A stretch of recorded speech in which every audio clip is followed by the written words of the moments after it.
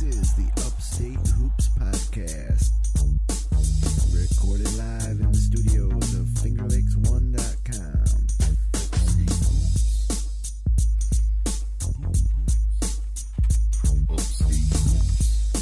Let's tip it off.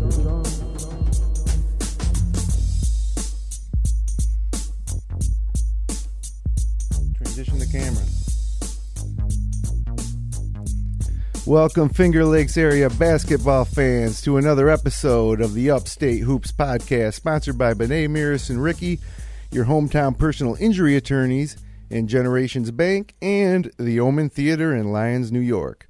I'm Jim Sinacropi, and this is episode number 2 of Season 2, and as usual, I'm joined here in the FingerLakes1.com studio in downtown Seneca Falls with my co-host, Matt Verkey. Good evening, Jim. How are we doing tonight? Pretty good. Excited to talk about hoops because there's been so much action this week in the college game, but we have a great show on tap tonight. Joining us shortly will be Dundee varsity boys basketball coach Les Miller to talk about his squad heading into the upcoming season and to help us preview the Finger Lakes West League. And then we're also going to connect with our good friend and college hoops junkie Brad Connor, who tells me he's feeling a little under the weather tonight, but he's going to try to force his way through it. I'm sure he'll be his usual fantastic self to talk about the Battle of the Midway in San Diego and a busy opening week in college basketball. And then, of course, Brad will challenge us with some great trivia during our Connor's Corner segment. So once again, I'd like to thank our sponsors, Midway, Miris, and Ricky, your hometown personal injury attorneys, Generations Bank, with locations all over the Finger Lakes at this point, from Auburn to Farmington to Geneva to Waterloo to Seneca Falls, and the Omen Theater, Bert, coming on from Lyons, New York. Bob Omen supporting local high school sports as usual. Yeah, that's nice to see. I know he helped out the show with the baseball stuff with the Newark Pilots, and nice to see him on board for the Upstate Hoops and hopefully some of our basketball games and things like that. So he was excited, too, that we were going to be covering that Lyons at Newark game later this winter. So, you know, without further ado, I guess I'd like to welcome in for the second time to the Upstate Hoops Podcast, Dundee varsity boys head coach Les Miller. How you doing tonight, Coach? Not too bad. How are you?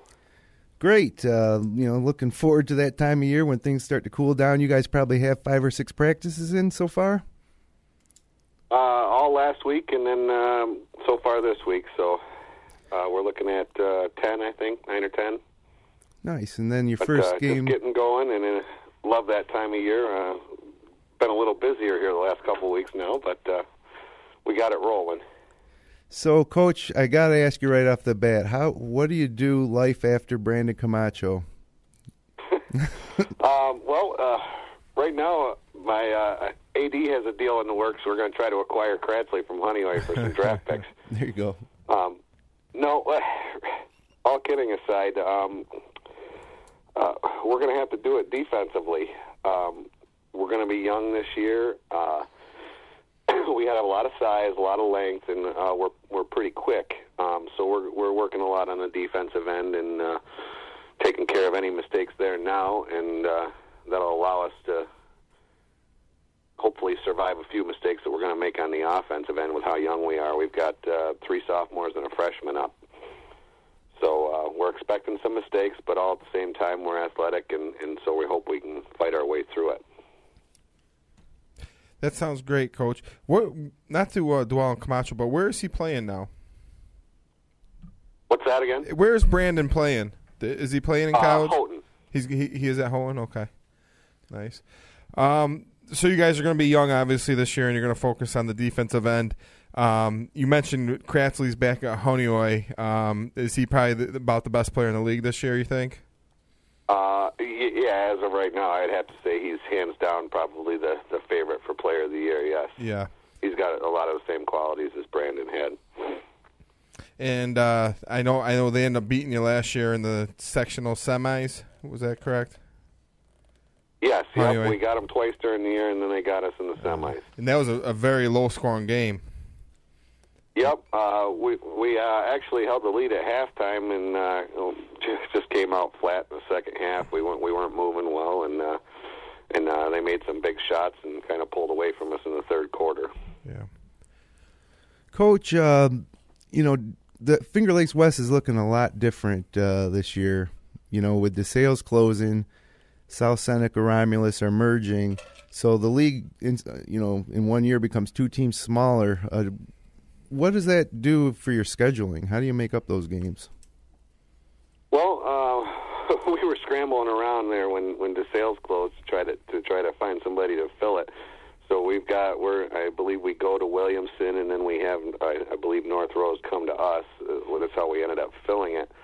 But it created havoc all over. When DeSales dropped and South Seneca and Romulus merged, we happened to have the South Seneca end of our schedule and the DeSales end of our schedule right together right here at the beginning of the year. So we go from December 7th to, I believe, January 3rd. So just about a month with I believe, 2 games in a month. Oh. And so it's going to be almost 2 separate seasons for us. We'll play 3 or 4 or 5 games, and then we're done till the new year. So it's going to be hard for us to get the motors back started again come January. But could help you with a young team, though, right, Coach? For us, but hopefully we can find a way to fight through it. And with a young team, that maybe you get more practices in before the league play really gets underway. Yeah, absolutely. We'll take everything we can get, learn from those first few games. We start off at home with our home tournament, and so hopefully that'll help a little bit too. Give us a couple extra home games, and we'll see where we can go. Who's playing this year in that tournament at Dundee? We open with Prattsburg is coming over, and the other game is Wayland Cohocton and Marcus Whitman. Nice. Okay. So it gives us a nice tough start to the year, but it'll tell us where we're at pretty early with Prattsburg there. They're always a tough D school. They have a good program every year. Marcus Whitman just gives us fits every year. It's a close ball game no matter how we play. And then last year, Waco joined the tournament, and I believe that was a 3, 4, 5 point ball game there. So it's going to give us a nice challenging start to the year. Absolutely. Coach, how do you see the league playing out this year? Who look to be just on paper the strongest teams in the league from the get-go here? Well, we'll start off with Bloomfield. They lost all their big-name players, but they're bringing up a JV team that I don't believe lost last year. And so they may be not necessarily be seniors, but they'll have some decent experience and know how to win. So I expect Bloomfield to be right up there. Honeoye, obviously, with Kratzley, he'll be able to carry them in tough times. And they also return, I believe, the Soliday kid, Justin Soliday, who hurt us a little bit in that semifinal game from the high post. Red Jacket, I believe they only lost 1 or 2 kids that played a lot to graduation, so they're going to be returning a lot. Tyler Liberty, Mike Giancona, the Fogarty kid. So they're going to have a lot of experience there. The only thing there is they're turning over a brand new coach too, so I don't know how that will go. What about South Seneca and Romulus merging? Is that going to turn them into obviously drawn from 2 schools? Do you think that's enough to have them compete with the Bloomfields? That one's kind of up in the air. Both schools lost some key players to graduation. I don't know how solid they would have been if they stayed separated, but I would say with the 2 schools coming together, it's got to give them some chances. I would say it's going to depend on how well the kids play together, how well they come together, being from rival schools. Sure. And now they're playing on the same team, so I would say that they're going to depend on how well they mesh together. Yeah, that's going to be interesting to see how. I know, being a minors graduate, if we merge with Waterloo, I'm sure that would be quite the blasphemy. Yeah, quite the predicament for the coach to handle, I think. But they've been combining in some other sports, so maybe it'll go smoothly for them.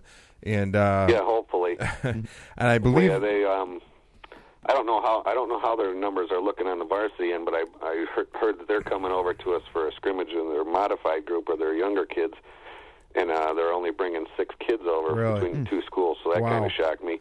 Yeah. I know Miners had 35 kids try out. That kind of interest. I think we have like 30 kids at that level. We ended up going with 2 different teams. Really? And so we're showing a lot of interest at our end, but I don't know where it is. I mean, because there's a lot of schools, either number-wise or money-wise, that are having to either pull out or merge together, and it's a sad situation, I guess. But hopefully that their varsity group has enough numbers, and they'll be willing to work with each other. So, Coach, what do you do in your community to foster that type of interest where you can get 30 kids, in your modified program? Is there any community programs, rec center type of deals that goes on in Dundee to get these kids interested at an early age?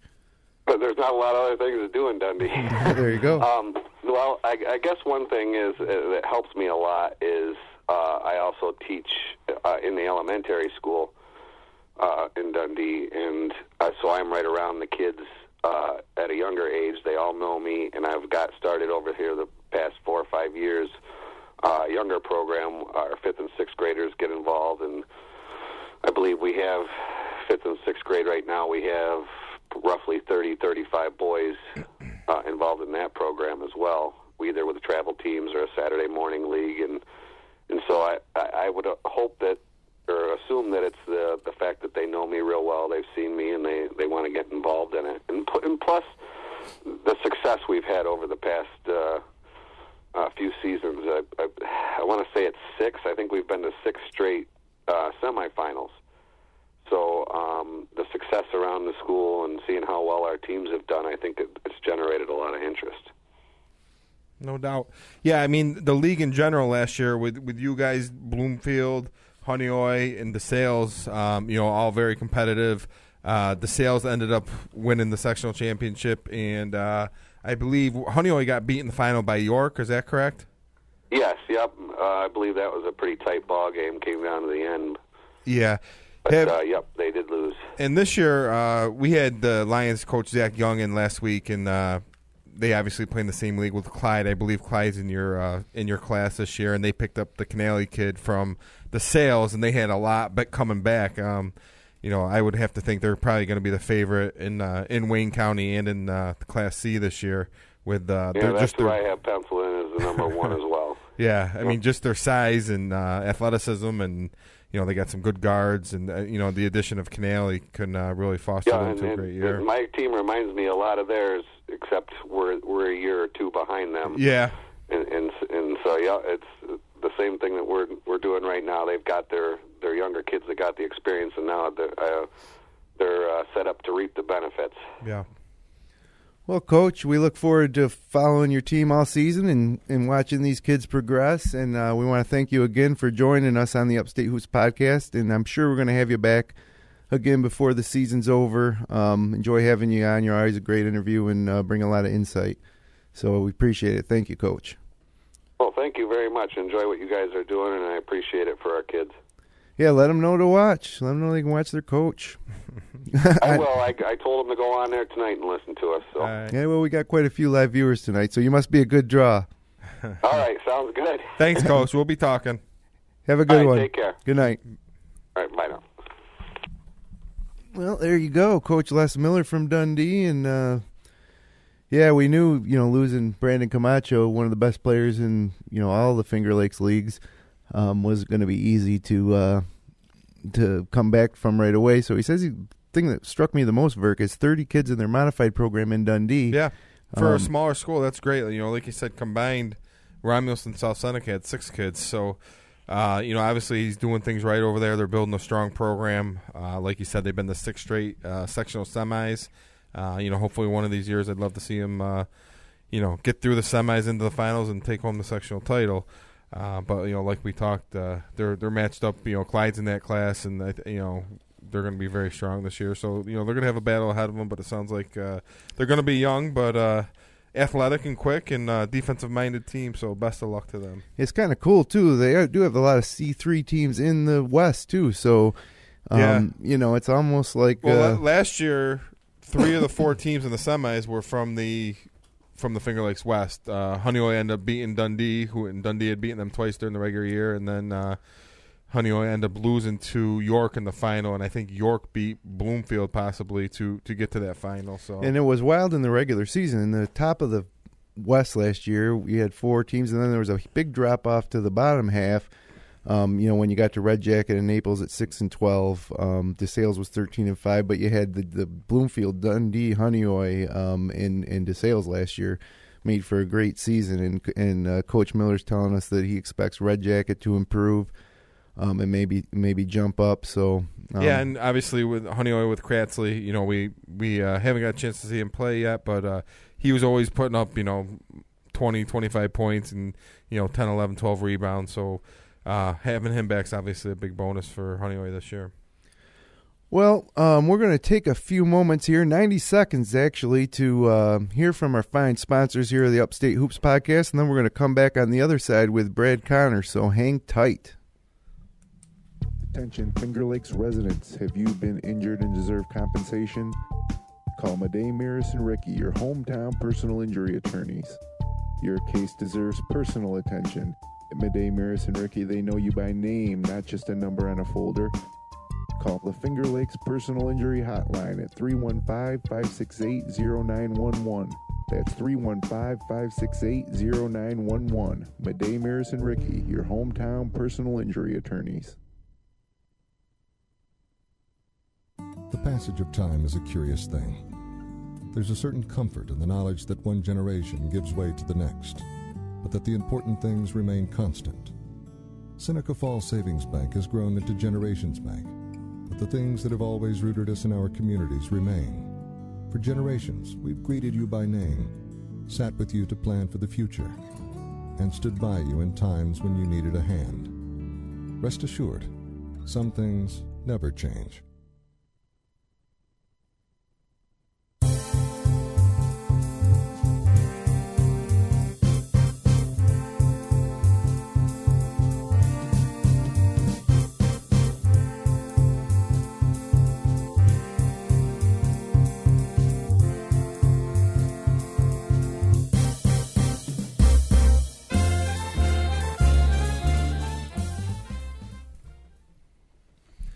And welcome back to the Upstate Hoops Podcast. Again, we want to thank our fine sponsors, Midway, Maris, and Ricky, your hometown personal injury attorney. I should have the personal injury hotline on here in my notes, but I don't. I'll make a note to include that next week. And, of course, Generations Bank, truly a hometown bank. They invest in the community, and they're growing, adding a Farmington location, and they're certainly a supporter of all things community, including high school sports. And Bob Oman at the Oman Theater, digital projector, big screen experience. I mean, going to the movies at the mall or one of these cinemaplexes is one thing, but going to a movie at the Oman Theater is more of an experience and an event. Lions, not too far from all the surrounding communities, whether it's Waterloo, Geneva, Seneca Falls, even Auburn, and the Auburn Mall Theater closing. Take a drive up to the Oman Theater and catch a show. Wreck-It Ralph's on now, which I would personally recommend. So, as anyone who listened to the show last year knows, we spend the first half or so talking high school basketball, and then we delve into the world of Syracuse in college basketball for the second half, and we have a ton to cover, including Syracuse's win over San Diego State. We'll quickly preview the Wagner game on Sunday in the Dome, and tons of games to discuss from around the country as college basketball is in full swing. So I won't waste any more time. I'd like to welcome in from Cincinnati, Ohio via telephone. It's the third wheel on the Upstate Hoops tricycle. Brad Connor, welcome back to the show, Brad. Hey guys, how are we doing tonight? Good. Feeling a little under the weather, but you sound okay. Well, you guys don't sound all that well. I need to hear what you're saying a little bit clearer. You need a little more volume on there. Yeah. Okay, hold on one second. I'll take care of that. And what was I going to say? Last week, Brad, I was sick. Guess he is having trouble. Hey, Brad, can you hear us at all? Not so well. No? All right, Jim's going to work on that. Well, Jeremy's got to get working. I think Jeremy fell asleep over there for a couple minutes. How about now? A little bit better. A little better? Just a little? Is it workable? Yeah, it's doable. Okay, sorry about that. It's pretty much the same setup we have every week, but could be some line issues. So, battle on the Midway. Worst game ever. Only good thing about it is that we won. Your thoughts, Brad, on battle on the Midway? Yeah, I mean, it was a tough game to watch, really. I thought the setting was awesome. The fact that, with the sun shining and the blue sky, and, it was a spectacle, I think, but it wasn't good basketball at all, and it was hard to watch. It was just ragged. There was no real rhythm to the game. You never really got a sense that, Syracuse was what they were doing. I mean, it was just, backyard ball, really, and that's, I guess, all you're going to ever get when you play in the wind and sun and with the elements. Yeah, on the ocean, elevated up in the air, you think wind might play a part. And how about those games that were canceled for condensation? Who plans these battles on aircraft carriers? Just seems like it was. I don't know if we'll see any next year. They said they're going to continue them, but yeah, obviously, the Syracuse game, at least they got to play, and it was ugly. And I think Coach Boeheim just told the guys, get to the hole, don't shoot threes, and that's what they did. I talked to Jim about the game a little bit, and it was ugly. I thought Trish and Carter Williams, they played pretty good, but it was out of control at times, and just really tough. You take away – the other team knows you're really not going to shoot, so it kind of plays right into their hand. And, for San Diego State, I don't think they could ask for a worse team to play other than Syracuse, given the conditions. Syracuse packed in the zone. They're so big. San Diego State's not real big, and they just really couldn't do anything offensively. And then to top things off, they go 14 for 33 from the free throw line. They left 19 points on the line and 1 for 18 or 14 for 33 from the free throw line, 1 for 18 from the 3-point line. You're not going to beat anybody with those kind of numbers. And they, 18 3-pointers. You think they would have given up on that a little bit earlier and started going inside a little bit more, or trying to drive to the basket. But we saw some things. CJ Fair played well. That's kind of his kind of game, where he kind of slashed to the basket, although he did hit the only 3-pointer of the game as well. And the Syracuse big guys dominated inside on the boards and blocking shots and things like that. But it was really tough to get a read on some of the other guys. Surprises to me was that Coleman didn't play a whole lot. Yeah. And, that was kind of interesting. I thought he was going to get a little bit more time. The game was kind of suited for him. He got into foul trouble, but then Boeheim never came back to him. He also went crazy when he got the first tap. He went crazy. Yeah, his one basket, he thoroughly enjoyed that tip-in and kind of was a little bit excited and maybe a little bit too hyped up for Boeheim's liking, and he didn't play too much. He played 9 minutes the whole game. So, yeah, and that's the thing about this game on the Midway. It's not, you usually want to see them play that first couple real games against decent competition because you want to see what the rotation is going to be like and see how some of these new guys are going to play. But they're not going to play another game like that all year. So Cooney didn't play because obviously nobody was shooting 3-pointers, and that supposedly is his game. So, hopefully we'll see more of him on Sunday. It was custom made for Coleman, but he came out a little too excited, picked up some fouls, and I think Bam was happy with what he was seeing out of Musakita and Christmas. And we saw a lot of Sutherland up top at guard because Cooney wasn't playing, but that just made it tougher on San Diego State. But what I take away from the game is between Williams, Trish, and Fair, even though San Diego State knew nobody was shooting the 3-pointers, they were still able to get to the basket. So we can get to the basket against anybody with any one of multiple options. End of game situations. I think that it could be any one of those three with the ball in their hands, because we all know Bam's not going to run a play. So if somebody's going to get the ball and they're going to clear out, and he's going to do his thing, it'll probably be Carter Williams penetrating, maybe dishing, but. And they did some of that penetrating and scoring in key situations when maybe San Diego State goes on a quick 4-0 run and they're looking to pull back into it, and you'd see either Trish, Carter Williams, or Fair, penetrate and make a big bucket. And sometimes it wasn't pretty, but they got the ball in the basket. So I take that away from it, and then just how long and athletic we are. They say, sure, it played into our hands being in the 2-3 zone and being outside without any outside shooting, but we have a formidable defense this year. Could be the best in the country. Think best in the country, Brad? Say it again? You think we got the best defense in the country? The best defense in the country? The best defense in the country is Syracuse right now. Do you think? I still can't hear you very well, Jim. Huh. Well, hold on a second. And how about you, Verk? Best defense in the country? I don't know about that. We're big and long, and we'll see when we got to defend a team who can, when they can actually take some outside jump shots and play indoors, and they don't have the wind and the sun aiding their defense. But definitely a great, on paper, I think they're going to be a great defense. You got 3, 4, 5 shot blockers on the team. Michael Carter Williams blocked a couple shots in that game. They're big and long everywhere. And a couple other thoughts on the games that I had was, you really didn't see you talked about Trevor Cooney. He played 6 minutes or 4 minutes. You didn't really get to see his game because of the outside conditions and stuff like that. And I thought James Sutherland was kind of limited. He's obviously primarily a 3-point shooter. He attempted 1 3-point shot and he missed it, but he did all right. He had a couple blocks and 6 rebounds. 6 boards. He did what he needed to do. But I think you're going to see a better Syracuse offense, obviously, when they get into the dome. Get back Sunday, indoors. Go from there. Hey, Brad, does that sound any better for you? Yeah, a little bit. A little bit?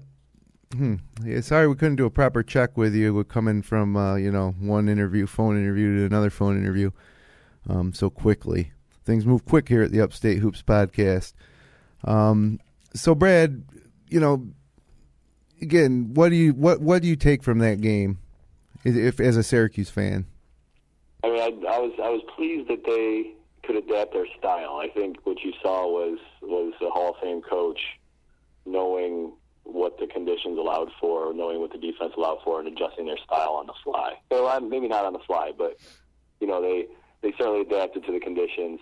And that's encouraging when you're gonna have to adapt to different ways. Some games are officiated, and some shots aren't dropping. You go inside, or if they're calling fouls, touch fouls inside, you go outside. And I think what they saw in this game was there was no reason to be anywhere outside the 3-point arc.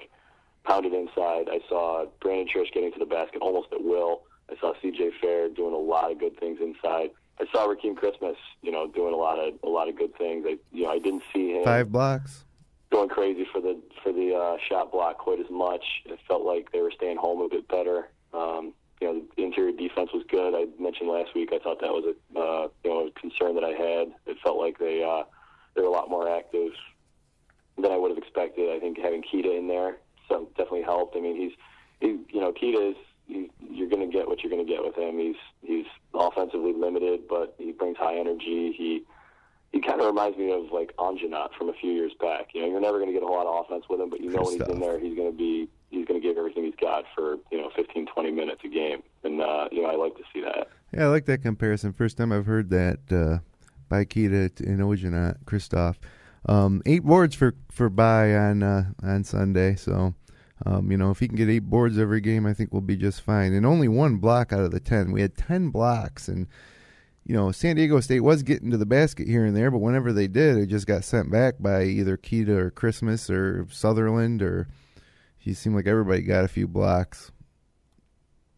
And Carter Williams got a block. Carter Williams' best game statistically was 17 points, 4 assists, 4 rebounds, 5 steals, and 1 block. I mean, not bad for, we had questions about whether, he was legit. Everybody's expecting him to come step in right for Scoop and take over as a sophomore, but that's a pretty good start right there. 17 points, 4 rebounds, 4 assists, 5 steals, and 1 block. Yeah, it's a great game. First start in Division I basketball. If he can continue that and progress from there. And he can shoot the three as well, and that's when they're playing inside. Obviously, that's going to add another feature to his game. But he's got all the tools. I just hope he's that he's mentally ready. And Brandon was able to play some point, and you're probably going to see that a little bit more this year than you have in the last couple of years. And I think it was a gret first game. It's a good win over a ranked team. You hope San Diego State goes on to have a great year. So down the road, this win looks that much better. And then we're getting ready for Wagner on Sunday. Yeah, Wagner back in the Dome Sunday at 1:00. Back to some normalcy, I guess. Wagner's out of the Northeast Conference. They were in the NCAA tournament only once in 2003, and they lost to Pitt 87-61. That must have been the only tournament win Pitt ever had, because they usually make a first-round exit. And they are actually playing against Delaware State tonight. Or maybe that was last night, and then Syracuse will be their second game in the Dome. And then following that up, Syracuse takes on Princeton Wednesday at 7:00 in the Dome, where Brad and I will actually be in attendance on Thanksgiving Eve for that Princeton game. And Princeton beat Buffalo in the opener 57-54, and then they lost to Northeastern by 1 point, and they're hosting Rutgers tomorrow night. Rutgers at Princeton, so that's the week ahead for the Orange. What can you tell us, Brad, about the Wagner Seahawks?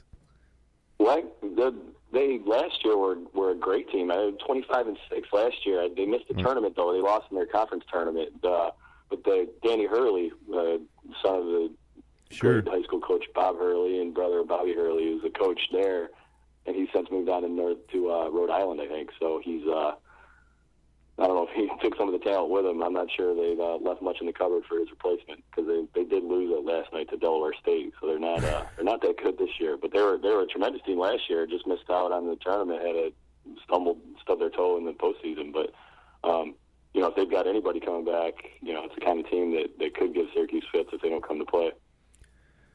Yeah, less is life in the Northeast Conference, I suppose. Yeah, I would hope. I don't think Wagner had a good record last year playing in their conference stuff. They got upset, and I believe it was the semis of their tournament. But I don't look for them to challenge Syracuse all that much. They're not a very big team. I looked at the roster today, and I think Syracuse size and length will shut them down. And then going against Princeton, Princeton, if they get hot, you never know what could happen in that game.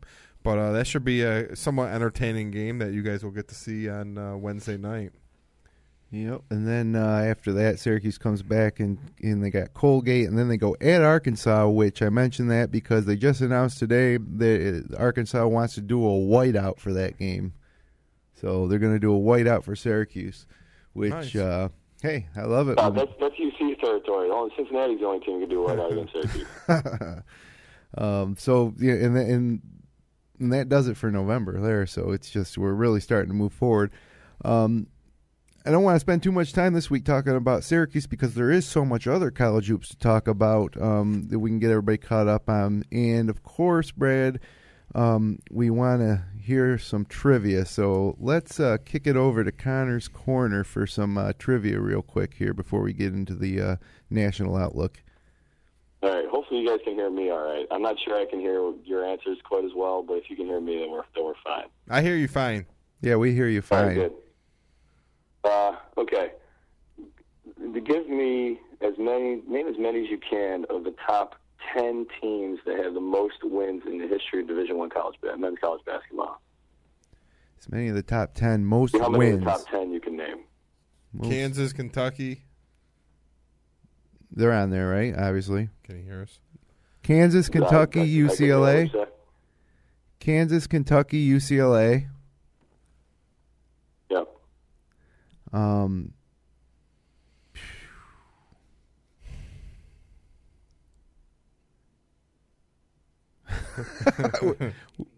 Indiana. Indiana's not in the top 10. Indiana's 11th. Wow. That was Hunt Dog's guess, producer Hunt Dog. Just want to make that clear. North Carolina.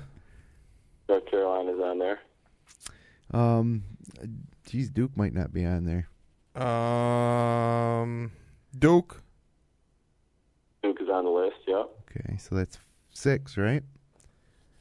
That's 5 you guys have. 5. Oh, let's see here. You said UCLA. What, did you say something? No, I'm just thinking out loud. How about Purdue? There's got to be at least one team.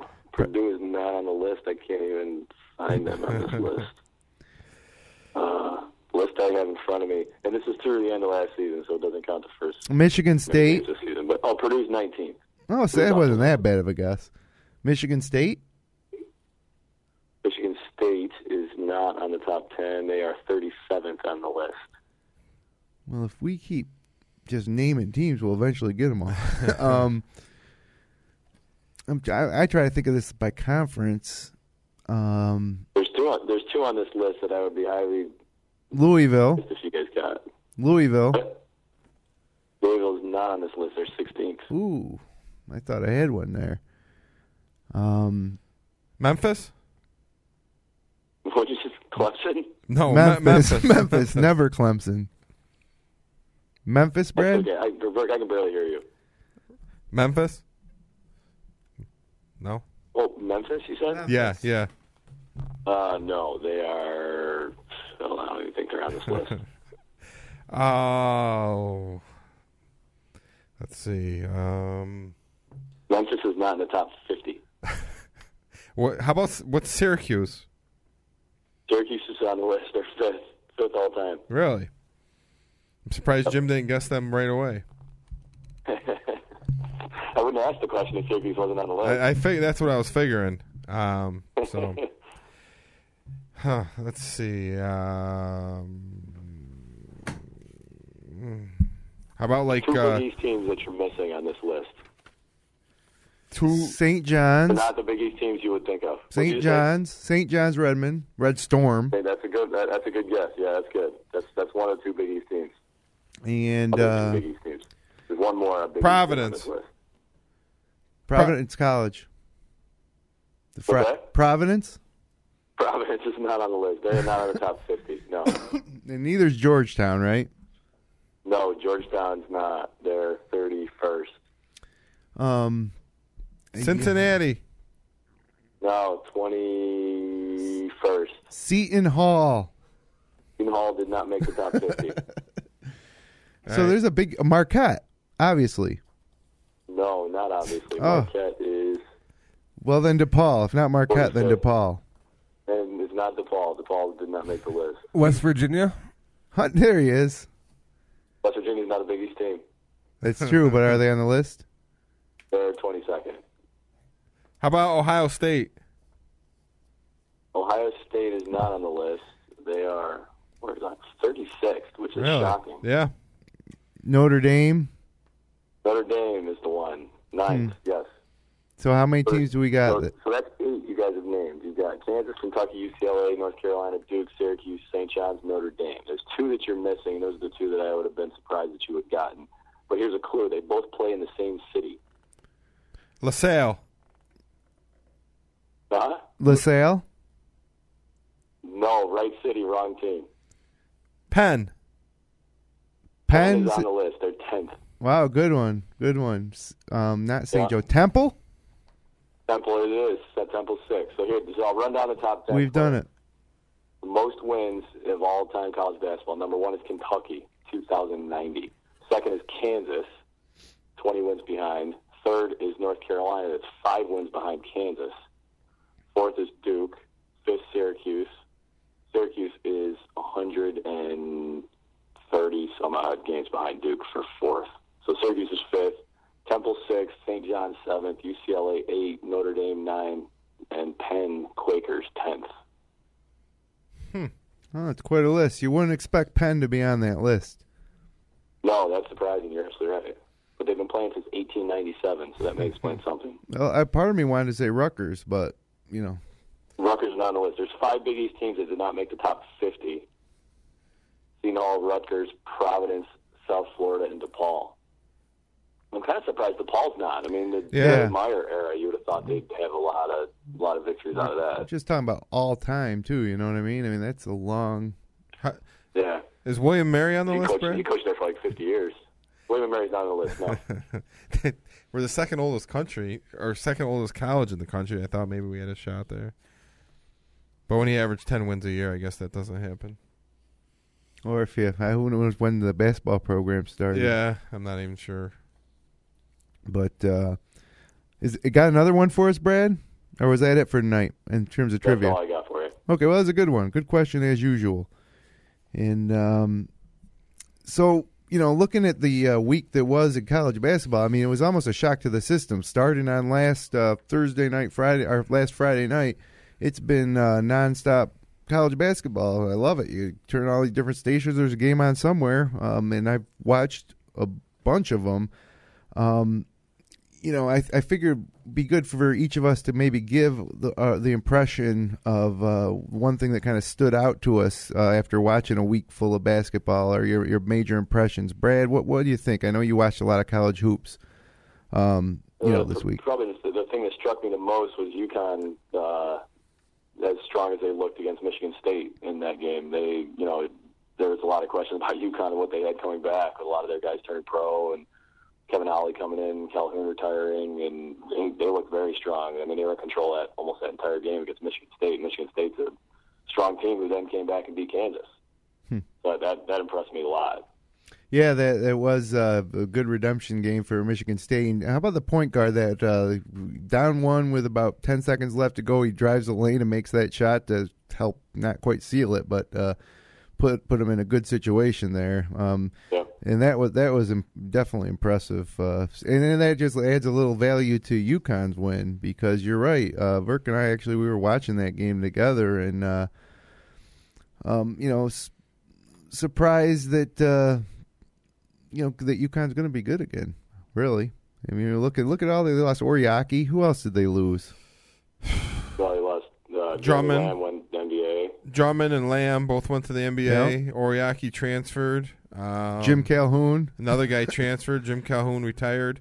Well, it's a good win for the Big East too. Just good. Yeah. The Big Ten is probably regarded as probably the best conference in the country this year, and UConn wasn't that highly regarded even in the Big East, and like you said, they handled Michigan State fairly well that game.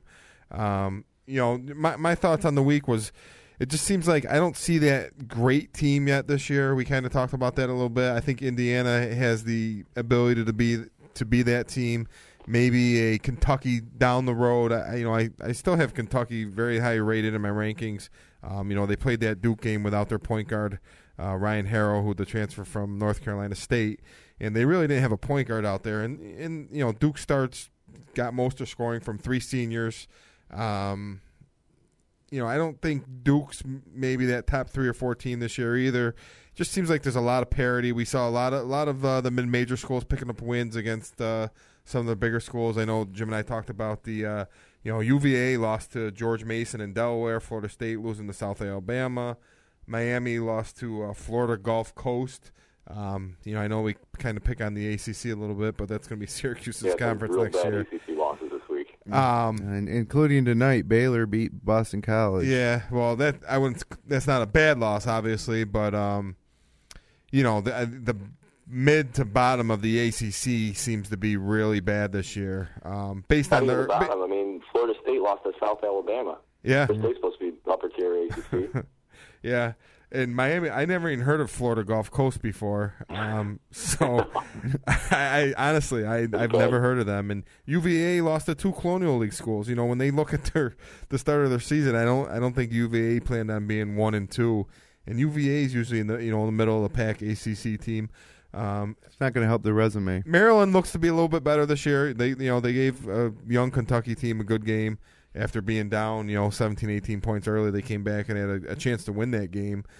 Kentucky was able to pull it out. But I don't know. It was fun to get back into the swing of things, watching college hoops and trying to get to know Kentucky's freshmen, and that I don't know exactly how you say his name, Poltheris or whatever his name is.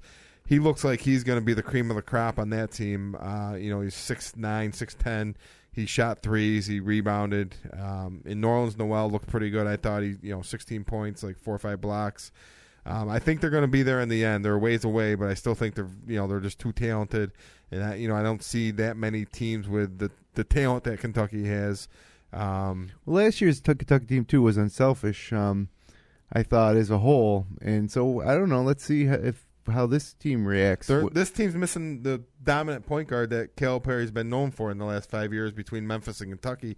He's had a lottery pick at the point guard for all 5 years. It seems like, from Derrick Rose to all the guys at Kentucky, Brandon Knight, and who's the other guy he had at Memphis there, the big point guard that plays for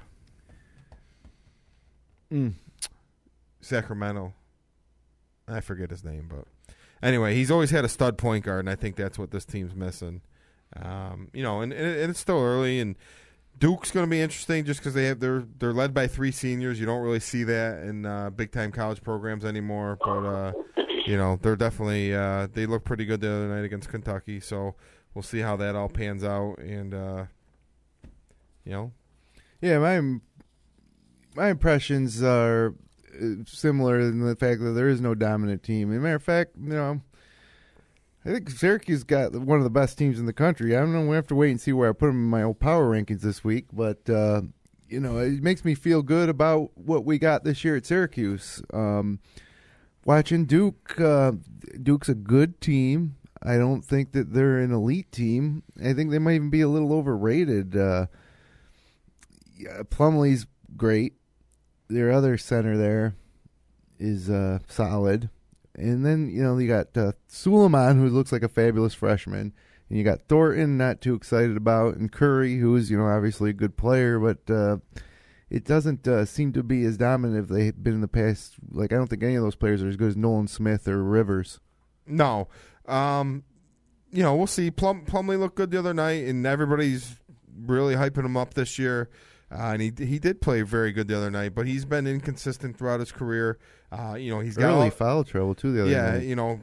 They did well without him in there actually, and he's got all the tools. And like I said, they got the seniors. Curry can knock down the threes. Brian Kelly seems like he's been there for 7 or 8 years. He can shoot the threes. A tough matchup. He kind of plays the 4 for him, but he's more of a 3-point shooter, a smart player. They're going to be good, and we'll see. Carolina's I saw a little bit of them playing, and they're another team. They got a freshman running the point, and we'll see how that goes. Well, I'll tell you one more impression that I had. Okay. That we can all take a little bit of pride in at this point in the season. All of our alma maters are undefeated. How about that? It is. I actually got to watch William Mary on TV against Liberty on Monday night. Did you see it? Yeah, I watched that game. They're down 15 at halftime, and they came back for the win. So that was great to see. When I pull up the standings and I see the Tribe at the very top, they're the only 2-0, I think, in the Colonial. Oh, that's a beautiful thing. And now Richmond's in the A-10, right, Brad? Richmond's in the A-10, yeah. Along with St. Bonaventure. 3-0 now. The Bonnies beat Cornell last night in a game with a little local flavor. I don't know if you caught that, but of course, St. Bonaventure. Upstate Who's podcast. Yeah, St. Bonaventure was up 11 or so at half, and Cornell came screaming back to only lose by 3 or 4 in the end. But yeah, that. St. Bonaventure won the A-10 tournament last year. A lot of people up here don't really think of St. Bonaventure, but the A-10 is a major college basketball league, and we got a team at St. Bonaventure in Rochester. I think half the problem is they're playing their big games in the War Memorial, which doesn't give them much of a, or the Blue Cross, which doesn't give them much of a home court advantage, and and their home gym really isn't that big, but can you imagine if St. Bonaventure emerged as a top 25 team, which they totally could out of a conference like the A-10, and then how about maybe seeing Syracuse play St. Bonaventure? Well, they were playing a couple years ago. They played a few times. But, just a game that really caught my eye, too, was, I don't know if you guys saw it, was VCU and Wichita State. VCU ended up, it was great. VCU was down 3. They hit a 3 to tie it. And then Wichita came back, and guy made a nice shot to go up, and then VCU got fouled with no time left, and the guy missed a free throw. But I'm a big fan of VCU, following the Colonial League. I know they've moved on now, but I like the way they play, and it looks like they're going to be, very good again this year. And Wichita State's always tough, another mid-major to look out for. Yeah, as a Richmond fan, the A-10 just gets tougher and tougher every year. It just makes it tough for them to even compete anymore. Yeah. It's getting big, too. How many teams? 16, I think. Jeez. Yeah. Some Big East little brother. We got more than the Big East. Big East only has 15 now. Yeah, that's right. No West Virginia this year, which it might be a blessing because you see them get spanked by somebody. Who was it? The Gonzaga destroyed them. Yeah. Oh, man, that was bad. They look terrible. West Virginia's got no talent, though. Kevin Jones was by far their best player, and now he's gone. They've got Kalichli. He's the only guy. I looked at their roster the other day. He's the only guy I even recognized. Yeah, it's just surprising to see a Bob Huggins team kind of lay it down and get beat by 30. Because usually they just, if nothing else, they'll just, play defense and rebound. The next day. Yeah, I'm sure. Have fun in the Big 12, Oliver Luck. Now, it is tough because you talk about UConn beating Michigan State being good for the Big East. And normally I literally thrive off that kind of stuff. But next year we're off to the ACC. I don't even know what to think anymore. I know I'm not rooting. I know I still smile when I see Baylor beat BC or when I see Presbyterian beat, whoever, Georgia Tech. Or I think actually Georgia Tech beat Presbyterian like 52-38 on Wednesday night. But I don't really know where to my allegiances should lie anymore. I just can't bring myself to root for the ACC teams out of conference. I like NC State. I can get behind myself a little NC State.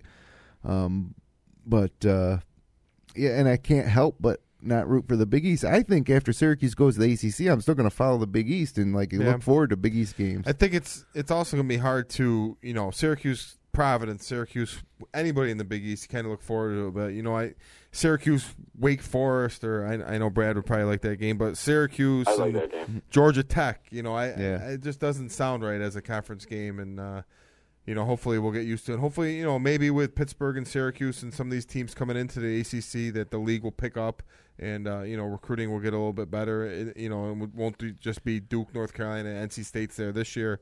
Florida State's been there. But, hopefully the league will benefit from a basketball standpoint with Syracuse and Pittsburgh from the East coming in there. Yeah. And, they're probably going to add another team eventually. Hopefully another Big East, Northeastern Big East team like UConn or... It'd be nice, Virginia Tech, some of the old Big East schools, Miami, BC. You can renew some rivalries. On the football field, maybe. I tell you, I went to a Syracuse-Boston College game once at Conte Forum, and it had to be one of the deadest worst college experiences I've ever seen. It might be because we beat them by 30, but so yeah, that is going to be something different, boy, and it's going to be a little shock to the system next year as we enter season 3 of the Upstate Hoops podcast. So with a week under our belt, I imagine that our top 5 power rankings have shifted a bit. I'll run through mine first. I dropped Kentucky right out. I can see the talents there. It's just think so. I've seen it so many times with Syracuse and other teams where the talent's there, but the chemistry is not. I think that chemistry is an elusive thing, and when you have so many uncertainties, new players, no matter how highly rated they are, when you get them together and start practicing and playing games. Personalities clash and styles of play don't mesh. So, just seeing them lose to a good but not great Duke team early, even though you're right, Burke, they didn't have their point guard, but I dropped them out. So that leaves me with Ohio State at 5. Aaron Craft and Deshaun Thomas are a great 1-2 punch. Lenzel Smith is a great player. Sam Thompson's a young sophomore who's going to have a good season. So in a tough league, I like Ohio State. Number 4, I got NC State. A lot of great upperclassmen, guys we've seen around for a while. C.J. Leslie, Scotty Wood, Lorenzo Brown, Richard Howell, and they have one of the best freshmen in the country in Rodney Purvis in what, is a mediocre league. I think you look at NC State as a favorite to win the ACC this year, and I got them number 4 in my power rankings. Number 3, I got Louisville. They're really deep and athletic, allowing Pitino to play his customary style, led by a senior point guard in Peyton Siva, and experience in Russ Smith, who's a junior.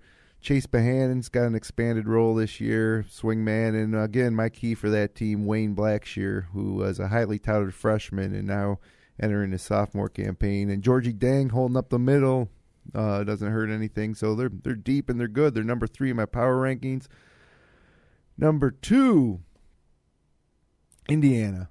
Cody Zeller, is obviously great. He's averaging 20 points through his first 2 games. He's only a sophomore too. I think a lot of people assume that he's a junior or senior. He's only a sophomore. Remy Abel, sophomore guard. Jeremy Hollowell, 6'8" freshman, looked good this week in his first 2 games, scoring some points. And they got some senior leadership in Jordan Hewless and Christian Watford. But again, everybody's kind of high on Indiana. The one team, and again, we only saw him play on an aircraft carrier once, but the one team that I looked at and I said, we can stop anybody on defense and we can score points against anybody is my number 1 team in the power rankings, and that's the Syracuse Orange. So, and again, I think they went from number 4 or 5 for me last week all the way up to 1. That's how impressed I was with just seeing their size in the zone is the main reason, and seeing Michael Carter-Williams, I think, is as good as the point guards on any of these other teams, including Siva. So that's my top 5. I'm going to kick it over to Brad for his top 5. And I'm just amused by the fact that it took you fewer weeks to get Syracuse to the number 1 spot this season than it did last season. Yeah, well, I believe it, Brad. I honestly believe it. You believe it every year. I get that. I don't disagree. And, I didn't have Syracuse in my power rankings last week. I definitely reconsidered that this week. But I start out at number 5. I regretted not putting him in last week. I'm putting him in this week. I've got Creighton as my number 5 team, and they will be in my top 5 until they prove otherwise. Bold. I love Doug McDermott. I love that team matching up against a, substandard league in the Missouri Valley. I think they've got some good out-of-conference tests. We'll hopefully see a lot out of them. They beat a decent UAB team pretty handily this week, so I've got Creighton at 5. Number 4, I've got Louisville. I didn't have them last week, but I'm not sure I should hold them out any longer.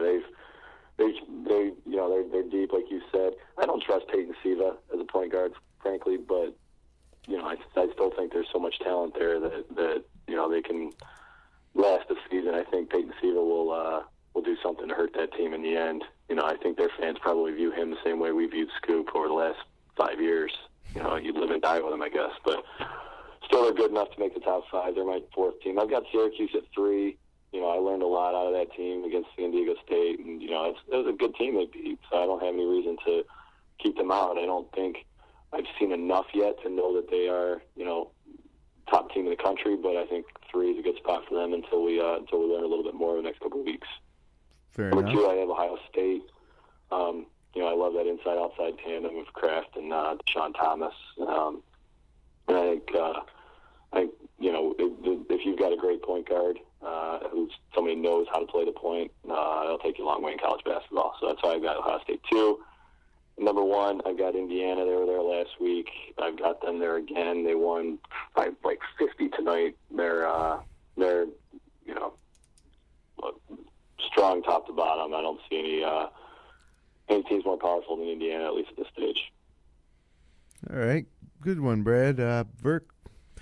Last week I had Kentucky number 1. Obviously, with the loss, they're going to drop, and I went back and forth. I was going to have Kentucky 5, but I moved them out. They're right outside my top 5, and at number 5, I'm going to go with Michigan. They got a great backcourt with Trey Burke and Hardaway.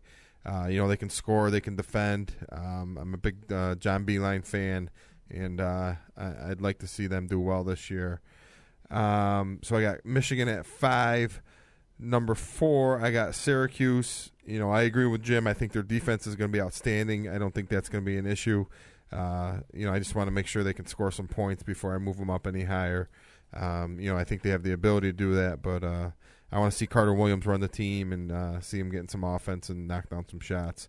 Number 3, I got Ohio State. They probably have, obviously with Aaron Kraft and Deshaun Thomas, Brad touched on them. They probably have the best defensive backcourt in the country. They're both guards, can really guard people. Aaron Kraft was Defensive Player of the Year in the Big Ten, I believe, last year. Number 2, I got Louisville. It seems like their offense is going to be a little bit better this year. They made a run to the Final Four last year, pretty much with defense and pressing and trapping and just getting by with a limited offense. It seems like their offense is a little bit better this year.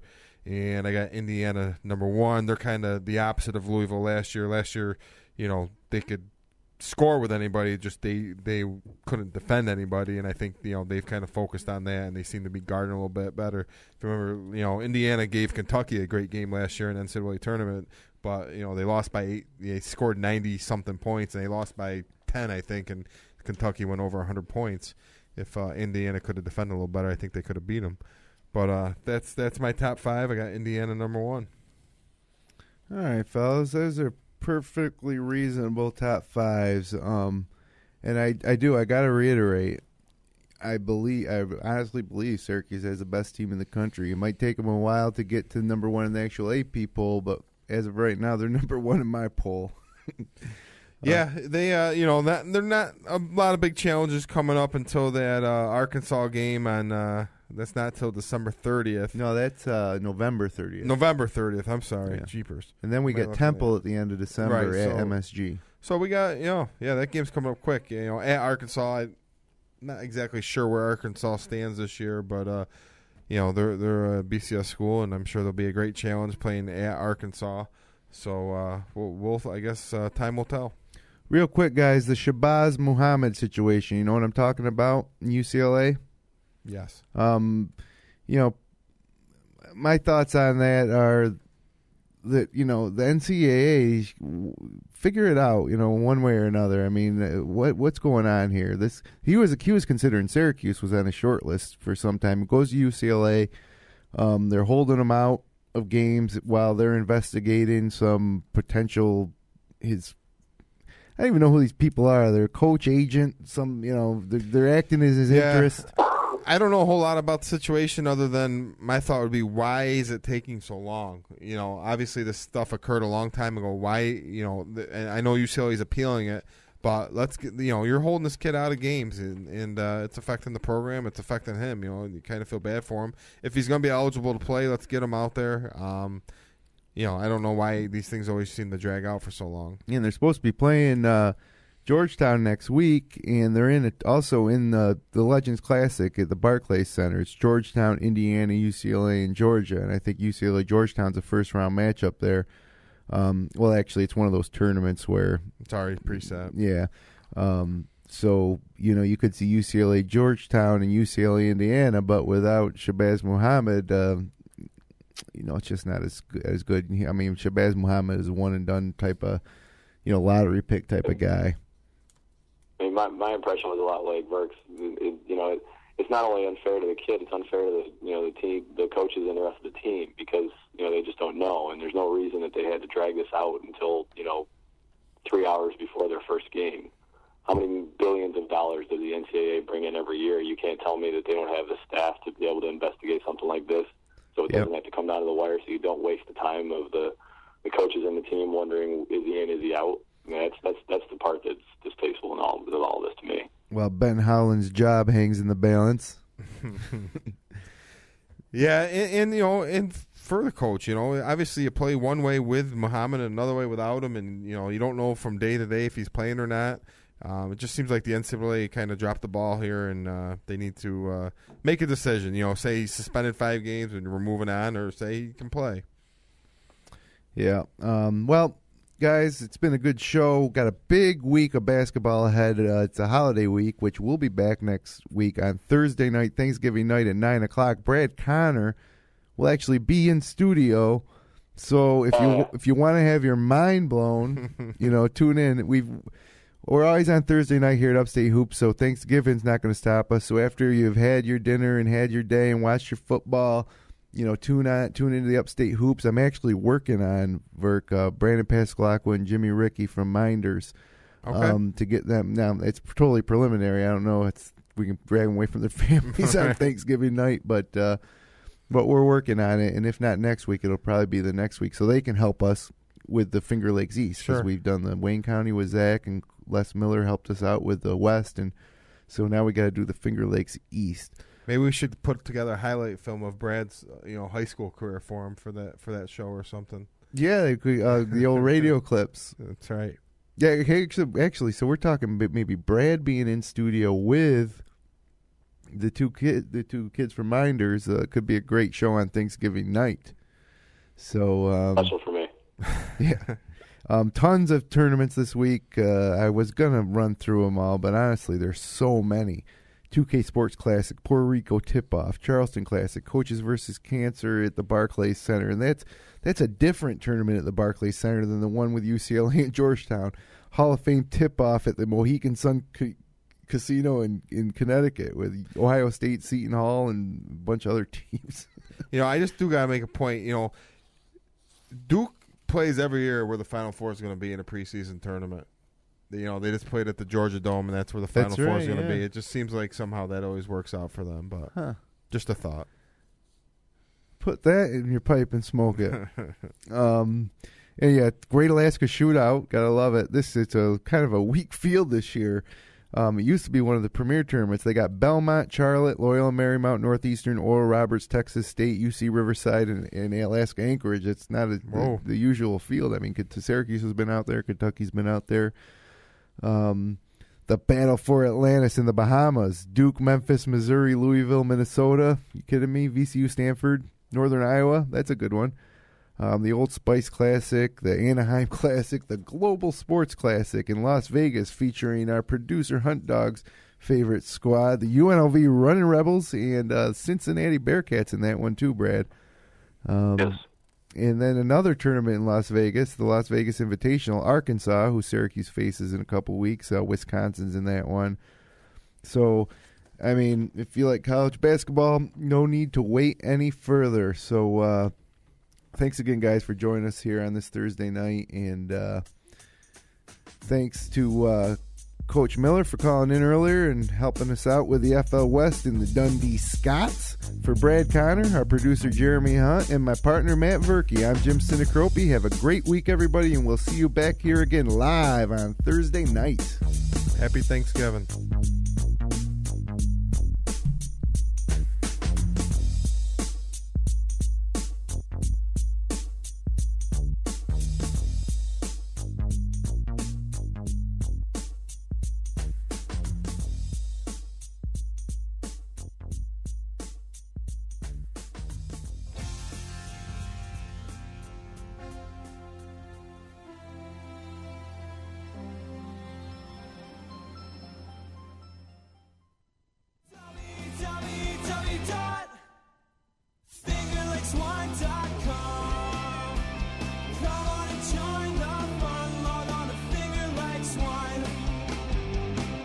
www.fingerlakes1.com